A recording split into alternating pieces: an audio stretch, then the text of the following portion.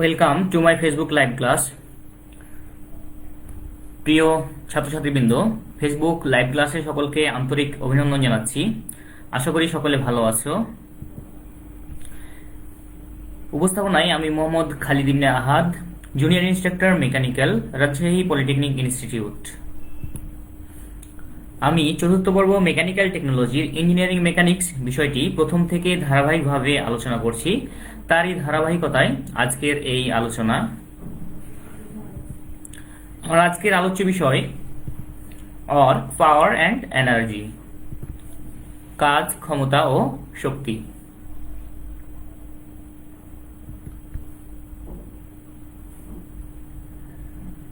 আমি আজকে এই অধ্যায়ের কিছু গুরুত্বপূর্ণ সংজ্ঞা এবং এই সংক্রান্ত কিছু প্রমাণ নিয়ে আলোচনা করব। প্রথমে কাজ সম্পর্কে তোমরা সকলে অবহিত আছো। কোনো বস্তুর উপর বল প্রয়োগ করার ফলে যদি বস্তুটির স্মরণ ঘটে তবে তাকে কাজ বলা হয়। আমরা এখানে দেখতে পাচ্ছি যে একটি বক্স, যার উপর এফ বল প্রয়োগ করার ফলে এই বস্তুটা কিছু দূর সরে গিয়েছে, অর্থাৎ এর স্মরণ হয়েছে এস। তাহলে এফ বল প্রয়োগ করার ফলে এস স্মরণ হয়েছে, তাহলে কাজ সমান কি হবে? কাজের সংজ্ঞা থেকে আমরা জানছি যে কোনো বস্তুর উপর বল প্রয়োগ করার ফলে যদি বস্তুটির স্মরণ ঘটে, অর্থাৎ কিছুটা দূরত্ব অতিক্রম করে, তাহলে তাই হবে কাজ। তাহলে ডাব্লু, যেহেতু কাজের ইংলিশ হচ্ছে অর্ক, এই কারণে কাজকে ডাব্লু দ্বারা প্রকাশ করা হয়। অর্থাৎ ডাব্লু সমান হচ্ছে এফ ইন্টু এস। কাজের একক। কাজের দুই ধরনের একক রয়েছে, পরম একক এবং অভিকর্ষী একক।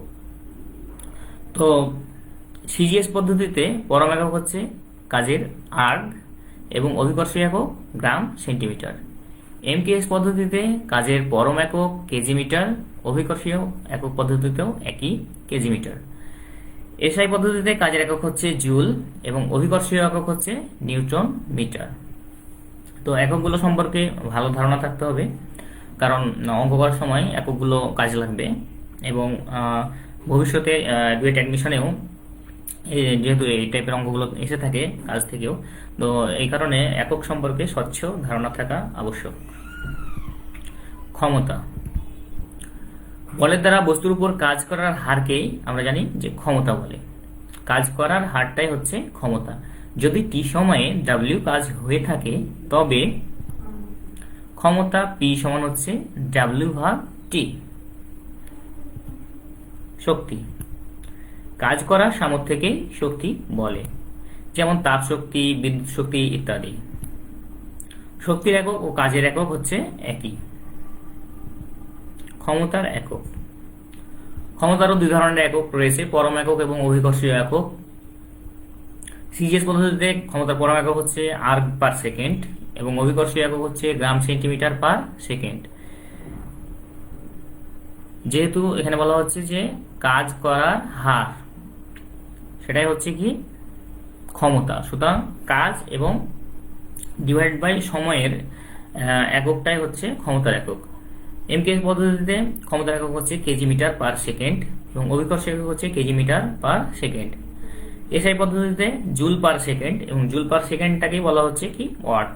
তাহলে এসআই পদ্ধতিতে ক্ষমতার একক হচ্ছে জুল পার সেকেন্ড বা ওয়াট এবং অভিকর্ষীয় একক হচ্ছে নিউটন মিটার পার সেকেন্ড। ঘূর্ণন দ্বারা কৃতকাজের ব্যাখ্যা। যদি একটি বস্তু ঘুরে তাহলে কৃতকাজের পরিমাণটা কি হবে তার ব্যাখ্যা। মনে করি এখানে এ, বি এবং সি হচ্ছে একটি চাকা। এর যে হাতলটা এখানে দেখতে পাচ্ছি আমরা, এটার ব্যাসার্ধ হচ্ছে আর। এখন একটি বল এফ হাতল ও সি এর উপর সমকোণে সি বিন্দুতে প্রয়োগ করা হলে হাতলটি চক্রাকারে ঘুরবে এবং এক পাক ঘূর্ণনে কাজের পরিমাণটা কি হবে। এখানে আমরা দেখতে পাচ্ছি যে এই যে এ বি সি, এটা একটা কি চাকা, এর হাতলের দৈর্ঘ্য হচ্ছে আর। এখন এই সি বিন্দুর উপরে যদি আমরা এফ বলটা প্রয়োগ করি সমকোণে, তাহলে এটা কি হবে, ঘুরবে এবং এক পাক ঘূর্ণনে কাজের পরিমাণটা হবে, আমরা জানি কাজ সমান হচ্ছে কি W equal to ball into স্মরণ। তাহলে এইটা যেহেতু হচ্ছে কি চাকাটা হচ্ছে বৃত্তাকার, সুতরাং এটার পরিধিটাই হচ্ছে এর দূরত্ব। তাহলে এর সরণটা এস সমান কি হবে 2 পাই আর, যেহেতু পরিধি সমান আমরা জানি 2 পাই আর, তাহলে বল হচ্ছে এফ ইন্টু এর পরিধি, পরিধিটাই হচ্ছে কি তাহলে এক পাক ঘুরবে, এক পাক ঘুরবে, তার মানে কি এটা পরিধি। তাহলে আমরা জানি বৃত্তের পরিধি কি 2 পাই আর, তাহলে এর এস সমান হচ্ছে 2 পাই আর, তাহলে বল ইন্টু সরণ সমান হচ্ছে এফ ইন্টু এস, তাহলে এস সমান হচ্ছে 2 পাই আর, বা ডাব্লিউ সমান আমরা এটাকে একটু সাজাই নিলাম, এই 2 পাইটাকে সামনে নিয়ে নিছি, এখানে এফ আর। কিন্তু আমরা জানি টর্ক টাও, এখানে টর্ককে কি দ্বারাও প্রকাশ করা যায়, আবার টাও দ্বারাও প্রকাশ করা যায়। তো টাওটা হচ্ছে অনেকটা ছোট হাতের টি এর মতো, এটাকে বলা হচ্ছে, যেহেতু গ্রিক অক্ষর এটার নাম হচ্ছে টাও। তো টর্ককে আমরা টাও দ্বারা প্রকাশ করতে পারি অথবা বড় হাতের টি দ্বারাও প্রকাশ করতে পারি। তো টর্ক বলা হচ্ছে যে বল ইন্টু অক্ষ থেকে বলের প্রয়োগ বিন্দুর দূরত্ব। আমরা জানি টর্ক টাও সমান হচ্ছে বল ইন্টু অক্ষ থেকে বলের প্রয়োগ বিন্দুর দূরত্ব। তাহলে টাও সমান হচ্ছে কি এফ, আর অক্ষ থেকে বলের প্রয়োগ বিন্দুর দূরত্ব, তাহলে অক্ষ থেকে এই যে প্রয়োগ বিন্দুর দূরত্ব এটা হচ্ছে কি আর, এফ ইন্টু আর। অতএব ডাব্লিউ সমান, এখান করে আমরা এফ আর এর মানটা পেয়ে গেলাম, এফ আর এর মানটা কি টাও, তাহলে আমরা লিখতে পারি ডাব্লিউ ইকুয়াল টু 2 পাই টাও বা 2 পাই টি, বড় হাতের টি দিতে হবে টর্কের জন্য অথবা টাও দিতে হবে। অতএব এন সংখ্যক ঘূর্ণনে মোট কাজের পরিমাণ, এন সংখ্যক ঘূর্ণন, এটা কমও হতে পারে বেশি হতে পারে, এই জন্য এটা আমরা এন সংখ্যক ঘূর্ণন ধরে নিয়েছি, ঘূর্ণন সংখ্যা, এখানে এনটা হচ্ছে ঘূর্ণন সংখ্যা, সমান হচ্ছে এন সংখ্যক ঘূর্ণনে কত হবে কাজের পরিমাণ, যেহেতু 2 পাইটাও আমরা পেয়েছিলাম, তাহলে এন সংখ্যক ঘূর্ণনে হয়ে যাবে, এর সাথে এন গুণ হয়ে যাবে, ডাব্লিউ সমান হচ্ছে 2 পাই এন টাও, অর্থাৎ ডাব্লিউ সমান হচ্ছে 2 পাই, এনটা হচ্ছে কি ঘূর্ণন সংখ্যা এবং টাওটা হচ্ছে টর্ক। তাহলে ঘূর্ণন দ্বারা কৃত কাজ হবে ডাব্লিউ সমান 2 পাই এন টাও বা 2 পাই এন টি। অশ্ব ক্ষমতা, অশ্ব ক্ষমতা এই শব্দটির সাথে আমরা কম বেশি সবাই পরিচিত। যান্ত্রিক ক্ষমতার ব্যবহারিক একক হচ্ছে অশ্ব ক্ষমতা। গাণিতিকভাবে এক অশ্ব ক্ষমতা সমান হচ্ছে 550 ফুট পাউন্ড পার সেকেন্ড। এক অশ্ব ক্ষমতা সমান হচ্ছে 550 ফুট পাউন্ড পার সেকেন্ড বা 33,000 ফুট পাউন্ড পার মিনিট। এখানে সেকেন্ডকে মিনিটে পরিণত করা হয়েছে। 75 কেজি মিটার পার সেকেন্ড, এখানে ফুট পাউন্ডকে আবার কেজি মিটারে পরিণত করা হয়েছে, তাহলে হচ্ছে 75 কেজি মিটার পার সেকেন্ড। আবার সেকেন্ডকে আমরা মিনিটে নিয়ে চলে আসছি, তাহলে হচ্ছে 4500 কেজি মিটার পার মিনিট। অর্থাৎ এক এক ফরম্যাটে এই অশ্ব ক্ষমতাটা হচ্ছে এক এক রকম। তো এটাকে যদি আবার ওয়াটে প্রকাশ করা হয় কেজি মিটার পার মিনিটকে, তাহলে চলে আসছে কি 746 ওয়াট। এখানে জুল পার সেকেন্ড, এখানে কেজি মিটারকে পরিণত করা হয়েছে জুলে এবং মিনিটকে পরিণত করা হয়েছে সেকেন্ডে, জুল পার সেকেন্ড, এবং জুল পার সেকেন্ডটি হচ্ছে ওয়াট, সমান হচ্ছে 746 ওয়াট। আমরা এটা সবাই জানি কম বেশি যে 1 এইচপি সমান হচ্ছে 746 ওয়াট। তো অতএব প্রতি সেকেন্ডে 75 কেজি মিটার বা প্রতি মিনিটে 4500 কেজি মিটার কাজ করার ক্ষমতাকেই 1 এইচপি বলে। তাহলে এক অশ্ব ক্ষমতা হচ্ছে কি যে প্রতি সেকেন্ডে 75 কেজি মিটার বা প্রতি মিনিটে, যেহেতু এটা 75 কেজি মিটার আছে সেকেন্ডে, এই কারণে এখানে নিয়েছি আমরা প্রতি সেকেন্ডে, আর এটা হচ্ছে প্রতি মিনিটে 4500 কেজি মিটার কাজ করার ক্ষমতাটা হচ্ছে 1 এইচপি বা 1 হর্স পাওয়ার। আশা করি তোমরা সকলে বুঝতে পারছো। তাহলে এই কনভার্টটা ভালোভাবে দেখে নিতে হবে, এক একক থেকে কিভাবে আর এক এককে পরিণত করতে হয়, কারণ বিভিন্ন এককে অশ্ব ক্ষমতা বিভিন্ন রকম দেয়া আছে। ইন্টিগ্রেটেড হর্স পাওয়ার বা সূচিত অশ্ব ক্ষমতা। ইঞ্জিন সিলিন্ডারের ভিতর উৎপন্ন ইঞ্জিনের প্রকৃত ক্ষমতাকে সূচিত অশ্ব ক্ষমতা বলে বা আইএসপি বলে। অর্থাৎ ইঞ্জিন সিলিন্ডারে যে প্রকৃত ক্ষমতাটা উৎপন্ন হয় সেটাকে বলা হচ্ছে সূচিত অশ্ব ক্ষমতা বা IHP. Brake horse power. Engine সিলিন্ডারের উৎপন্ন ক্ষমতার অপচয় বাদে অবশিষ্ট অশ্ব ক্ষমতাকে ব্রেক অশ্ব ক্ষমতা বলে। অর্থাৎ যে পরিমাণ অপচয় হয়, তাহলে যে প্রকৃত থেকে ইঞ্জিন সিলিন্ডারে উৎপন্ন ক্ষমতার অপচয় বাদে, অপচয়টুকু বাদ দিলে অবশিষ্ট যে অশ্ব ক্ষমতাটা থাকে সেটাকে বলা হচ্ছে ব্রেক হর্স পাওয়ার বা ব্রেক অশ্ব ক্ষমতা। ঘর্ষণজনিত অশ্ব ক্ষমতা বা এফএইচপি, ফ্রিকশনাল হর্স পাওয়ার। ইঞ্জিনে উৎপাদিত সকল শক্তি কাজে ব্যবহার করা যায় না। সকল শক্তি কাজে ব্যবহার করা যায় না। কিছু শক্তি ঘর্ষণজনিত কারণে লস হয়, ফ্রিকশনের কারণে কিছু লস হয়ে যায়। তো ইঞ্জিনের এই লস হওয়া শক্তিকে ঘর্ষণজনিত অশ্ব ক্ষমতা বা ফ্রিকশনাল হর্স পাওয়ার বলে। অর্থাৎ ইঞ্জিনে যে শক্তিটা ঘর্ষণের কারণে ক্ষয়প্রাপ্ত হয় বা লস হয় সেটাকেই বলা হচ্ছে ফ্রিকশনাল হর্স পাওয়ার বা ঘর্ষণজনিত অশ্ব ক্ষমতা। তাহলে গাণিতিকভাবে ফ্রিকশনাল হর্স পাওয়ার বা এফএইচপি সমান হবে আইএইচপি মাইনাস বিএইচপি। অর্থাৎ প্রকৃত যে ক্ষমতা সেটা থেকে যদি আমরা ব্রেক অশ্ব ক্ষমতাটা বাদ দেই তাহলে আমরা ফ্রিকশনাল হর্স পাওয়ারটা পেয়ে যাবো, যে কতটুকু অপচয় হয়েছে বা কতটুকু ক্ষমতা আমার লস হয়েছে। ইঞ্জিনের যান্ত্রিক দক্ষতা বা কর্মদক্ষতা, এটা একটি গুরুত্বপূর্ণ বিষয়। ইঞ্জিনের কর্মক্ষমতা, ব্রেক অশ্ব ক্ষমতা ও সূচিত অশ্ব ক্ষমতা এর অনুপাতকেই ইঞ্জিনের যান্ত্রিক দক্ষতা বা কর্মদক্ষতা বলে। অর্থাৎ যান্ত্রিক দক্ষতা সমান হচ্ছে কি ব্রেক হর্স পাওয়ার বা বিএইচপি ডিভাইড বাই আইএইচপি। তাহলে বিএইচপি এবং আইএইচপি ব্রেক হর্স পাওয়ার এবং ইন্টিগ্রেটেড হর্স পাওয়ারের অনুপাতকেই বলা হচ্ছে ইঞ্জিনের যান্ত্রিক দক্ষতা।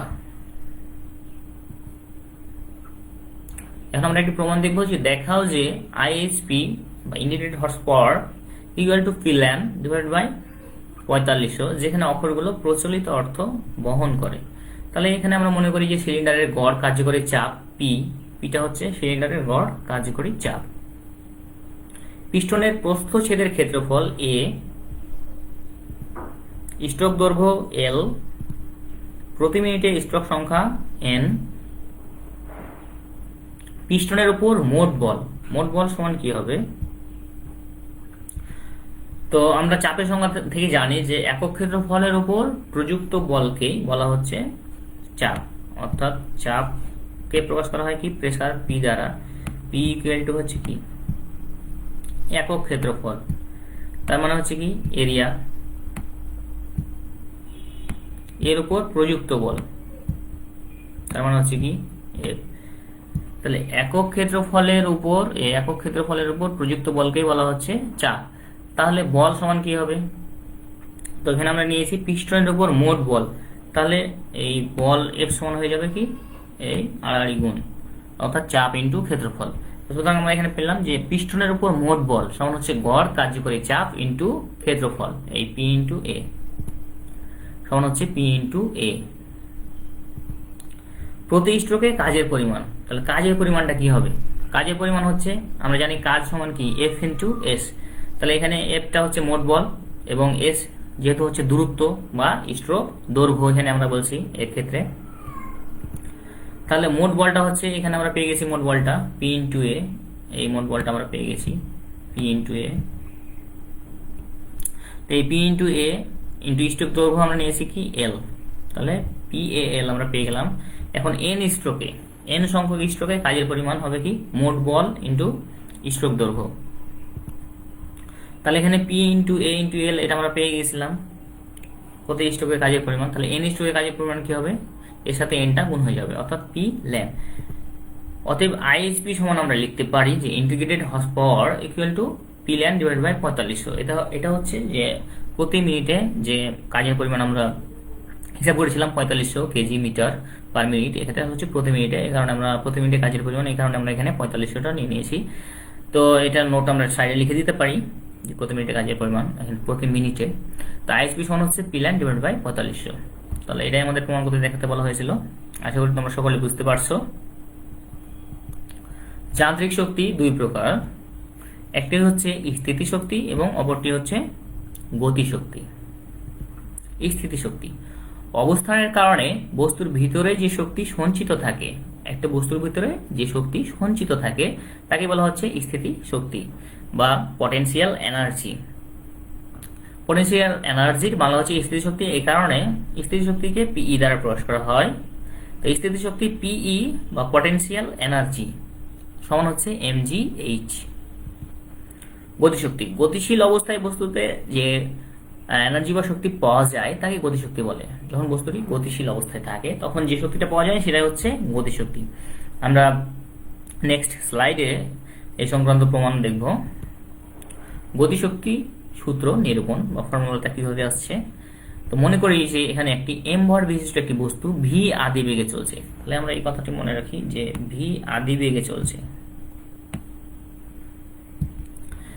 এখানে এম ভরের একটি বস্তু কি ভি আদি বেগে যাচ্ছে, তো তাহলে এখন এই গতির বিপরীত দিক থেকে এফ বল প্রয়োগ করায় এফ মন্দনের সৃষ্টি হয় এবং বস্তুটি এস দ্রুত অতিক্রম করার পর থেমে যায়। তো যখন এই যে এদিকে যাচ্ছে, তো এই গতির বিপরীত দিক থেকে এদিক থেকে যখন একটা এই বল প্রয়োগ করা হয় তখন এই বস্তুটি থেমে যায় এবং এস দূরত্ব অতিক্রম করে। এই যেখানে এর অতিক্রান্ত দূরত্বটা হয় কত, এস। তো এস দূরত্ব অতিক্রম করার পরে এইখানে যে এর বেগ ভিটা হয়ে যাবে কি, ভিটা হয়ে যাবে 0। এখানে শেষ বেগ সমান হয়েছে 0, যেহেতু একটি বস্তু এম আদি বেগে চলার পর এফ বল প্রয়োগ করার ফলে এফ মন্দনের সৃষ্টি হয় এবং এস দূরত্ব অতিক্রম করার পর বস্তুটি থেমে যায়। সুতরাং থেমে যাওয়ার কারণে শেষ বেগটা হয়ে যাবে ভি ইকুয়াল টু 0। এখন গতিশক্তি সমান হচ্ছে কি, বল ইন্টু সরণ। তো গতিশক্তিকে প্রকাশ করা হচ্ছে কে ই দ্বারা। গতিশক্তির ইংলিশ হচ্ছে কাইনেটিক এনার্জি, এই কারণে গতিশক্তিকে প্রকাশ করা হচ্ছে কে ই দ্বারা। তাহলে বল ইন্টু সরণ, বল হচ্ছে এফ ইন্টু সরণ হচ্ছে এস, কে ই সমান হচ্ছে এফ ইন্টু এস। তো মন্দনের ক্ষেত্রে একটি ফর্মুলা, পরিচিত ফর্মুলা আমরা সবাই জানি যে শেষ বেগ স্কোয়ার ইকুয়াল টু আদি বেগ স্কোয়ার মাইনাস 2 ইন্টু মন্দন ইন্টু দূরত্ব, বা ভি স্কোয়ার সমান হচ্ছে U square minus 2f S. এই সূত্রটির সাথে আমরা কম বেশি সবাই পরিচিত। ভি স্কোয়ার সমান হচ্ছে U square minus 2f S.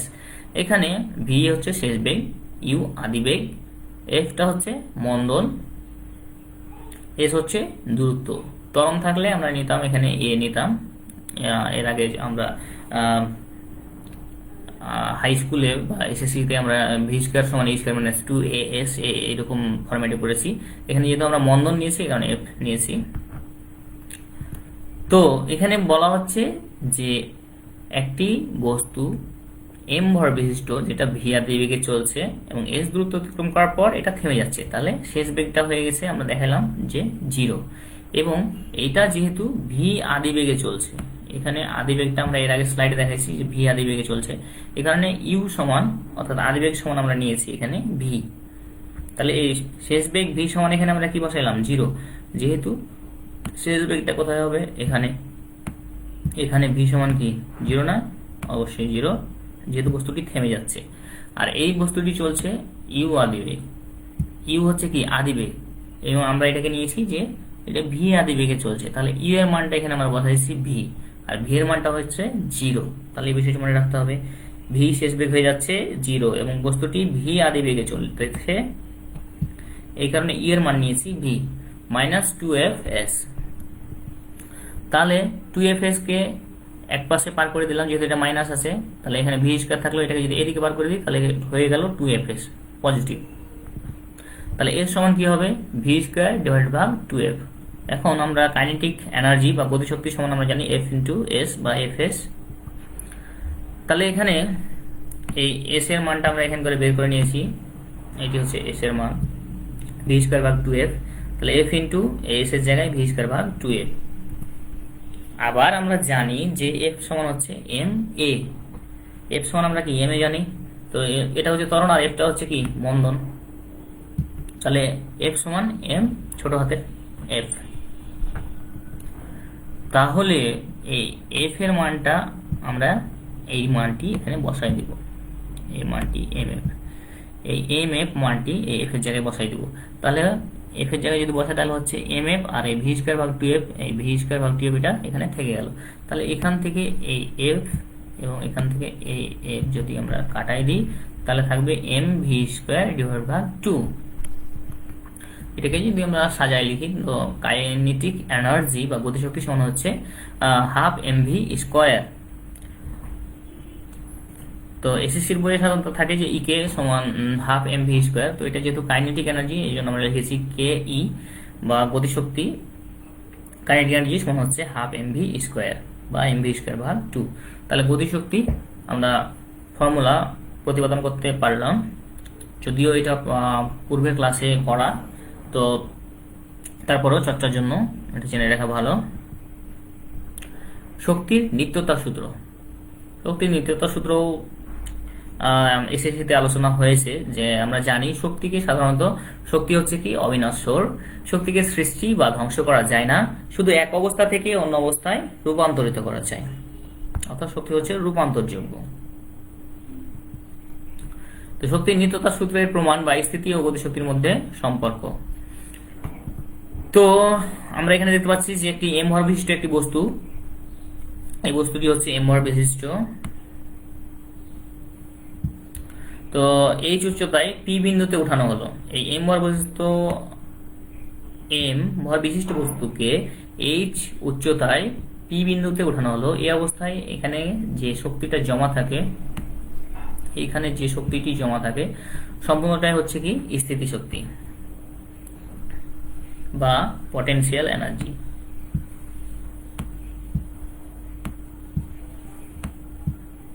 পিই বা পটেনশিয়াল এনার্জি। ওকে, তাহলে এই স্থিতি শক্তির পরিমাণ পটেনশিয়াল এনার্জি সমান হচ্ছে কি স্থিতি শক্তি পিই সমান হচ্ছে আমরা জানি mgh। এবং গতিশক্তি, এখন এই এম ভর বস্তুটিকে এইচ উচ্চতায় পি বিন্দুতে ওঠানো হয়েছে, তাহলে এখানে এটা পি বিন্দুতে স্থির অবস্থায় যেহেতু আছে, এখানে গতিশক্তি হয়ে যাবে কি 0। পি বিন্দুতে মোট শক্তি কি হবে, স্থিতি শক্তি এবং গতিশক্তি, তাহলে mgh plus 0 equal to mgh, অর্থাৎ এই পি বিন্দুতে যে শক্তিটা সেটা সমস্তটাই হচ্ছে, এখানে আমরা যেহেতু লিখে দিয়েছি সমস্ত বা পুরো শক্তিটাই হচ্ছে স্থিতি শক্তি, যেহেতু গতিশক্তি এখানে 0, তাহলে পি সমান হচ্ছে mgh, অর্থাৎ পি বিন্দুর শক্তি হচ্ছে কি mgh, পি সমান হচ্ছে mgh। এখানে হচ্ছে কি শক্তির পরিমাণ হচ্ছে mgh। ওকে, তাহলে এখন যদি পি বিন্দু থেকে এক্স নিচে, এখানে এই যে পি বিন্দু থেকে এক্স নিচে এখানে কিউ বিন্দুতে আসে, তাহলে এর বেগ হয়ে যাচ্ছে কি ভি। গতিসূত্র থেকে আমরা জানি যে ভি স্কয়ার সমান ইউ স্কয়ার প্লাস 2gx, বা এখানে যেহেতু পি বিন্দু থেকে আসছে, তাহলে পি বিন্দুতে স্থির অবস্থায় ছিল, তাহলে এখানে আদিবেগটা অবশ্যই হয়ে যাবে, আদিবেগ ইউ সমান হয়ে যাচ্ছে কি, আদিবেগ ইউ সমান হয়ে যাচ্ছে 0। তাহলে ভি স্কয়ার সমান হচ্ছে 0 স্কয়ার প্লাস 2gx, তো ভি স্কয়ার সমান পেলাম 2gx। এখন কি বিন্দুতে গতিশক্তি, গতিশক্তি সূত্র আমরা জানি কি হাফ এম ভি স্কয়ার বা এম ভি স্কয়ার ভাগ 2। তাহলে এখানে এই যে ভি স্কয়ারের মানটা হচ্ছে কি 2gx, এই যে এখানে যে ভি স্কয়ার আছে, এই ভি স্কয়ার মানটা আমরা পেলাম এখানে কি 2gx, তাহলে 2gx টাকে এখানে বসাই দিই, আর এই এমটা এখানে ছিল, তাহলে হচ্ছে 2gmx ভাগ 2। এখানে জাস্ট এই ভি স্কয়ারের মানটা আমরা বসাই দিয়েছি, তাহলে হচ্ছে 2gx, আর এখানে ছিল m, এই কারণে 2gmx একটু সাজিয়ে লেখানো হয়েছে, তাহলে হচ্ছে 2 হাফ এম ভি স্কয়ার যেহেতু ছিল বা এম ভি স্কয়ার ভাগ 2, এখানে ভি স্কয়ারের মানটা আমরা শুধু বসাই দিয়েছি, থাকে 2gmx ডিভাইড বাই 2। ওকে, তাহলে এখান থেকে কি হবে 2 এবং এই 2 কেটে যাবে, তাহলে থাকবে কি mgx, gmx ছিল, এটাকে আমরা সাজিয়ে লিখেছি mgx। এখন কিউ বিন্দুতে স্থিতি শক্তি, এই যে কিউ বিন্দু আছে, এই কিউ বিন্দুতে স্থিতি শক্তিটা কি হবে, তা আমরা জানি স্থিতি শক্তি ফর্মুলা পিই সমান হচ্ছে কি mgh, কিন্তু এখান থেকে এই হাইটটা কত, এই পুরো হাইটটা হচ্ছে h, এখান থেকে এই হাইটটুক হচ্ছে এই x, আচ্ছা পুরোটি হচ্ছে কত h, আর এইটুক হচ্ছে x, তাহলে এইখান থেকে এইটুক কত হবে এটা আমরা জানি, এখানে লেখা আছে h মাইনাস x, যেহেতু পুরোটাই হচ্ছে h, কিউ থেকে পি এর দূরত্ব হচ্ছে x, তাহলে এই ভূপৃষ্ঠ থেকে এই কিউ পর্যন্ত দূরত্বটা হচ্ছে h মাইনাস x। তো স্থিতি শক্তির ফর্মুলা যেহেতু হচ্ছে mgh, তাহলে এখানে h এর জায়গায় আমরা নিলাম কি h মাইনাস x, এটা হচ্ছে স্থিতি শক্তির পরিমাণ। তাহলে কিউ বিন্দুতে মোট শক্তি কত হবে, তাহলে এখানে দুই ধরনের শক্তি আছে, একটা হচ্ছে স্থিতি শক্তি এবং গতিশক্তি। তো স্থিতি শক্তি হচ্ছে mgh মাইনাস x এবং গতিশক্তি হচ্ছে mgx। আগের স্লাইডে আমরা গতিশক্তিটা বের করে নিয়েছিলাম, তাহলে mgh মাইনাস mgx, mg টা h এর সাথে এবং x এর সাথে গুণ হয়ে গেল, এখানে ছিল mgx, তাহলে এখান থেকে mgx এবং প্লাস mgx এবং মাইনাস mgx কেটে গেল, থাকে mgh। তাহলে আমরা এখানে কি পেলাম? এখানে পেলাম যে পি বিন্দুতে স্থিতিশক্তি কত ছিল? mgh, এবং কিউ বিন্দুতেও শক্তিটা একই থাকছে, পেলাম কত? mgh। তাহলে এ থেকে বোঝা যায় যে পড়ন্ত বস্তুর পতনের পথে যে কোনো অবস্থানে এর মোট শক্তি সমান থাকে। অর্থাৎ একটি বস্তু যখন একটা নির্দিষ্ট উচ্চতা থেকে পড়ে যায় তখন যে কোনো অবস্থানে এর যে শক্তি, স্থিতি শক্তি, এটা হচ্ছে কি হয়? সমান থাকে। পড়ন্ত বস্তুর পতনের পথে যে কোনো অবস্থানে এর মোট শক্তি সমান থাকে। তাহলে এই প্রমাণটি আমরা প্রতিপাদন করতে পারলাম। আশা করি তোমরা সকলে বুঝতে পারছো। যদিও এই বিষয়টি তোমাদের পূর্বেরই পড়া ছিল, যেহেতু এসএসসিতে কাজ ক্ষমতা শক্তি সম্পর্কে আলোচনা রয়েছে এবং তোমাদের ফিজিক্স বইয়েও, পলিটেকনিকেও তোমরা ফিজিক্স বইয়ে কাজ শক্তি ক্ষমতা সম্পর্কে আবার পড়েছো। সুতরাং এই বিষয়গুলো জটিল হওয়ার কথা না। তারপরেও দীর্ঘদিন পরে যেহেতু আবার পড়ছো, সুতরাং তোমাদের রিভাইজ হয়ে গেল আশা করি। তো এই প্রমাণগুলো তোমরা ভালোভাবে বাসায় প্র্যাকটিস করবে, কারণ এগুলো অনেক সময় দেখা যাচ্ছে যে রচনামূলক না আসলেও দেখা যাচ্ছে যে সংক্ষিপ্ত প্রশ্নে হরহামেশায় এসে থাকে। সুতরাং এই প্রমাণগুলো ভালোভাবে প্র্যাকটিস করতে হবে। কাজ ক্ষমতা ও শক্তি অধ্যায়ের অঙ্কগুলো সমাধান করার জন্য কিছু ফর্মুলা মনে রাখা প্রয়োজন, কারণ ফর্মুলা ছাড়া যেহেতু অঙ্ক সলভ করা কখনোই সম্ভব না। তো কিছু ফর্মুলাগুলো আমি এখানে দিয়ে দিচ্ছি। কাজ ডাব্লু সমান হচ্ছে এফএস, এবং এটা যদি অ্যাঙ্গেলে কাজ করে, সাপোজ এটা একটা বস্তু, এটাকে যদি আমরা অ্যাঙ্গেলে সরাই তাহলে কি, যদি এখানে কোন ভূমির সাথে থাকে তাহলে আমাকে অবশ্যই ভূমির অংশটা নিতে হবে। অর্থাৎ বস্তুর দিকে বস্তু বরাবর যে সরণটা হয় সেটা হচ্ছে কি ভূমি বরাবর। তাহলে এখানে যদি অ্যাঙ্গেলে থাকে তখন সূত্র হয়ে যাবে এফএস কস থিটা। আবার ক্ষমতা বি সমান ডাব্লু ভাগ টি, এবং পটেনশিয়াল এনার্জি সমান mgh, কাইনেটিক এনার্জি সমান হচ্ছে হাফ mv স্কোয়ার, আইএসপি সমান হচ্ছে পিল্যান্ড ডিভাইড বাই 4500, এবং যান্ত্রিক দক্ষতা সমান হচ্ছে BHP brake horse power divide by integrated horse power, বা বিএইচপি ভাগ আইএসপি। তাহলে এই প্রমাণগুলো আমাদের পড়তে হবে, মনে রাখতে হবে, তাহলে আমরা অঙ্কগুলো খুব সহজে সমাধান করতে পারবো ইনশাআল্লাহ। তোমাদের যদি কোনো প্রশ্ন থেকে থাকে কমেন্ট বক্সে কমেন্ট করতে পারো। সময় যেহেতু স্বল্প, উত্তর দেওয়া সম্ভব না এই মুহূর্তে। তোমাদের জন্য বাইরের কাজ রয়েছে। কাজ ক্ষমতা ও শক্তি অধ্যায়ের যে প্রমাণগুলো দেখানো হলো সেগুলো বাসায় চর্চা করা ও সেশনাল খাতায় লেখা। তোমাদের যখন ক্যাম্পাস খুলবে তখন সেশনাল খাতা হিসাবে তোমাদের শ্রেণী শিক্ষককে এটা জমা দিবে। তোমরা পরবর্তীতে যদি এই ক্লাসটি আবার দেখতে চাও তোমাদের ভিজিট করতে হবে www.skills.gov.bd/gte। আমাদের পরবর্তী আলোচনা হবে কাজ ক্ষমতা ও শক্তি অধ্যায়েরই অঙ্কের সমাধান। কাজ ক্ষমতা শক্তি অধ্যায়কে আমরা দুইটি পার্টে ভাগ করছি।